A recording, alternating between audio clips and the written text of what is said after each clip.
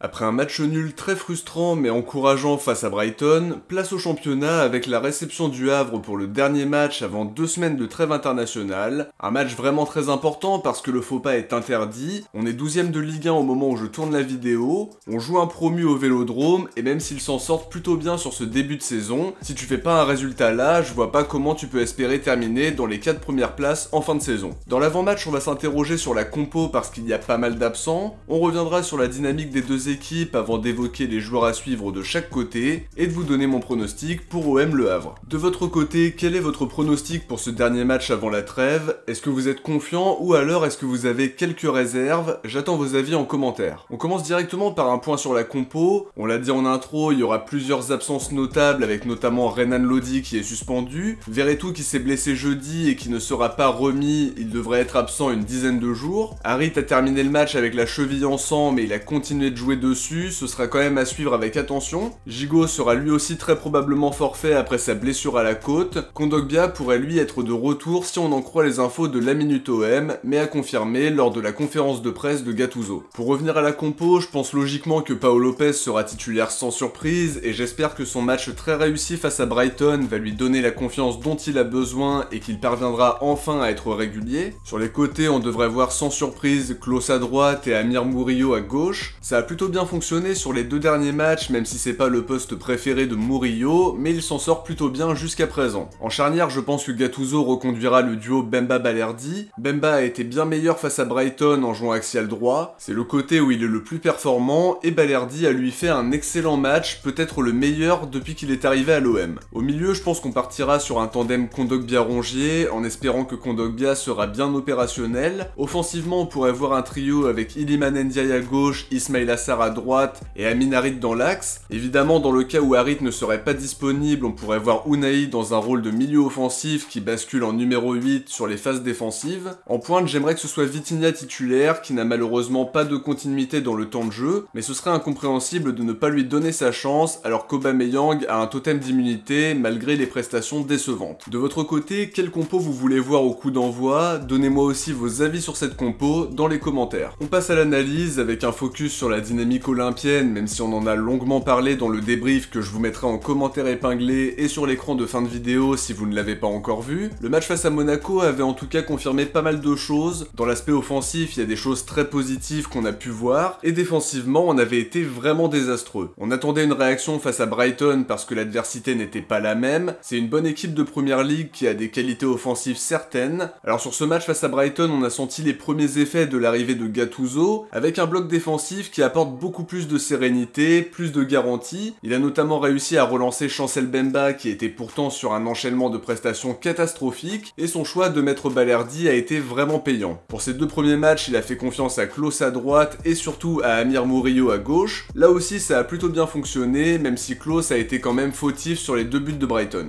Globalement, on a été bien meilleur dans l'aspect défensif. Offensivement, on a montré de très bonnes choses sur la première mi-temps. Après, le souci, c'est qu'on pêche dans la gestion du score. Quand tu mènes 2-0, tu dois pas finir à 2-2, mais c'est aussi la conséquence d'un gros problème de conditions physiques. Gattuso l'a justement souligné en zone mixte, on a tendance à clairement baisser en régime à partir de l'heure de jeu, les joueurs courent moins, conséquence d'une préparation qui laisse clairement à désirer, et à un mercato assez tardif et incomplet. Avec la blessure de Kondogbia et la sortie de Verretou, on n'avait pas franchement d'autre choix que de faire rentrer Unai, on n'a pas de milieu à vocation défensive à faire rentrer, donc finalement c'est un petit peu un ensemble qui nous coûte les 3 points, mais entre un effectif incomplet, une prépa compliquée, des entrants qui ont peu apporté et une condition physique qui laisse à désirer, le cocktail est pas bon du tout et on espère que Gattuso sera capable de corriger tout ça, notamment pendant la trêve même si on aura beaucoup d'internationaux. Il y a une grosse information aujourd'hui, c'est que Renan Lodi, qui était pourtant sélectionné avec le Brésil, n'ira pas en sélection pendant le rassemblement en accord avec les médecins du club et le staff. Alors pour revenir au sujet principal, on a vu une première période qui était plutôt pas mal, même si Brighton avait quand même plutôt bien fini en s'étant totalement réveillé en fin de première période, et comme je le disais dans le débrief, c'était un premier gros avertissement. En deuxième mi-temps, c'était pas du tout le même visage côté marseillais, et il y a beaucoup de progrès à faire, mais j'ai trouvé ça vraiment encourageant, même si tout n'est pas parfait. En tout cas, il faudra absolument faire un résultat face au Havre, dimanche au Vélodrome. Justement, on enchaîne sur le Havre qui a été promu la saison dernière après avoir fait la course en tête toute la saison en Ligue 2. Leur retour dans l'élite se passe plutôt bien avec une 10e place, 9 points et un bilan équilibré avec 2 2 victoires, 3 nuls et 2 défaites. Leur dynamique est positive depuis leur défaite face à Brest, 2 partout à Rennes, ils ont battu Lorient 3-0 à domicile, match nul et vierge face à Lyon et victoire 2-1 face à Clermont. En revanche, sur le dernier match, ils se sont inclinés 2-0 à domicile contre Lille sans cadrer le moindre tir, face à une équipe lilloise qui a dominé les débats et qui ont eu le ballon pendant la très grande majorité du match. Ça n'empêche qu'ils ont plutôt bien commencé la saison, même s'ils n'ont pas joué que contre des cadors, et personnellement, je suis surpris de ce qu'ils ont montré pour leur retour dans l'élite. En termes de système, Luke Elsner se cherche encore un peu parce qu'il a commencé en alignant un 5-3-2, par la suite on les a vus en 4-3-3 ou en 4-2-3-1, et face à Lille, ils ont opté pour un 4-5-1.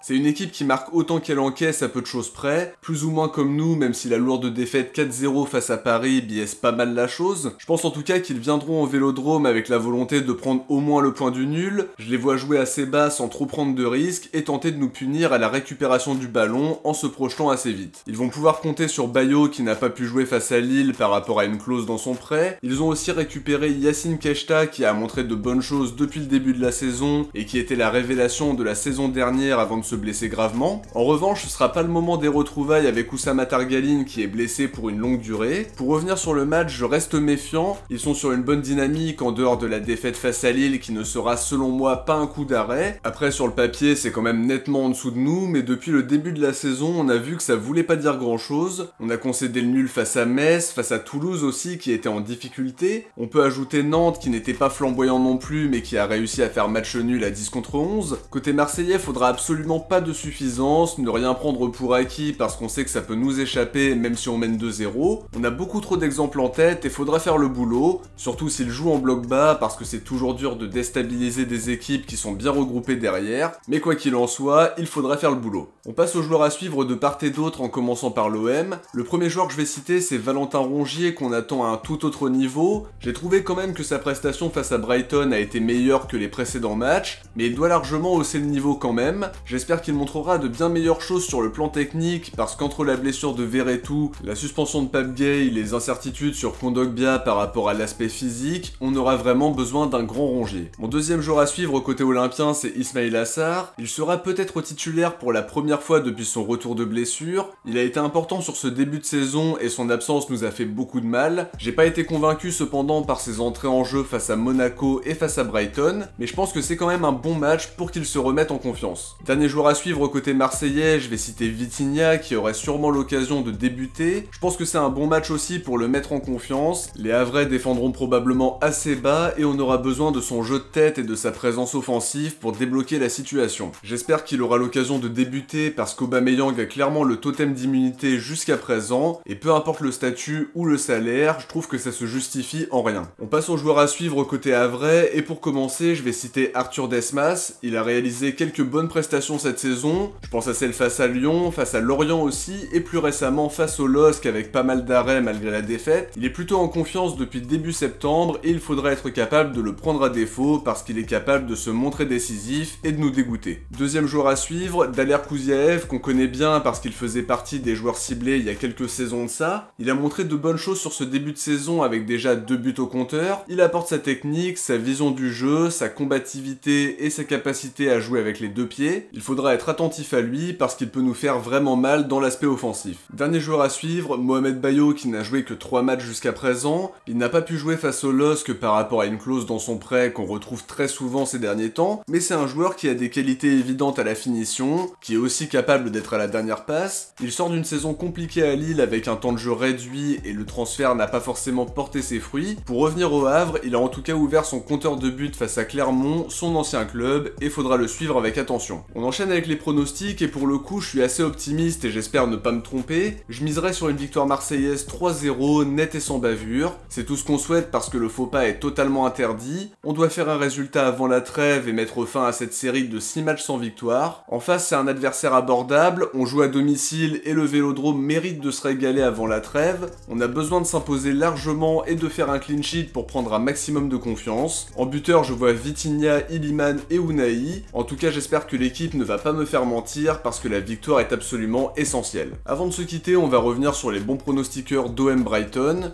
Bien joué à Akes Firka, Elio Belantonio, Ilyes Ben Salem, David Petiteville, Andresco, Anne-Marie Rostol et Tariq qui ont trouvé le 2-2 score exact. Encore une fois, merci à tous d'être aussi nombreux à jouer le jeu à chaque fois, et comme d'habitude, n'oubliez pas de me laisser votre pronostic en commentaire pour OM Le Havre, pour être mis à l'honneur si vous avez été visionnaire. De notre côté, on arrive à la fin de cet avant-match, j'espère que ça vous a plu, et si c'est le cas, n'oubliez pas de laisser un like avant de partir, c'est vraiment hyper important pour soutenir la chaîne. Merci à ceux qui y pensent à chaque fois. Je vous invite aussi à vous abonner en activant la cloche pour ne rien louper de l'actualité de l'OM. Si vous avez regardé la vidéo jusqu'à la fin, écrivez SAR dans les commentaires. De mon côté, je vous dis à demain pour l'analyse du match en espérant une belle victoire pour finir sur une bonne note pour la dernière avant la trêve. Ciao, portez-vous bien et surtout allez l'OM.